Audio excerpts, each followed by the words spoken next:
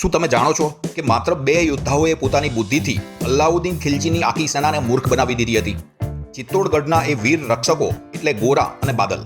જ્યારે ખિલજીએ મહારાણા રતનસિંહને કેદ કર્યા ત્યારે શરત મૂકી કે રાણી પદ્મિની આવશે તો જ રાણા છૂટશે. ગોરા અને બાદલે એક માસ્ટર પ્લાન બનાવ્યો. 700 પાલકીઓ તૈયાર કરી, જેમાં રાણીની દાસીઓ નહીં પણ હથિયારબંધ રાજપૂત યોદ્ધાઓ છુપાયેલા હતા. ખિલજીને લાગ્યું કે રાણીનો કાફલો આવ્યો છે, પણ પાલકીમાંથી તો સાક્ષાત કાળ નીકળ્યો. દુશ્મનો કંઈ સમજે તે પહેલા ગોરા અને બાદલે રતનસિંહને છોડાવી દીધા. 700 યોદ્ધાઓ ખિલજીની હજારોની સેના પર તૂટી પડ્યા. ગોરાએ પ્રતિજ્ઞા લીધી હતી કે જ્યાં સુધી રાણા સુરક્ષિત કિલ્લામાં ન પહોંચે ત્યાં સુધી તેઓ પીછેહટ નહીં કરે. એવું કહેવાય છે કે ગોરાનું મસ્તક કપાઈ ગયું, છતાં તેનું ધડ તલવાર વીંચતું રહ્યું અને દુશ્મનોનો સફાયો કરતું રહ્યું.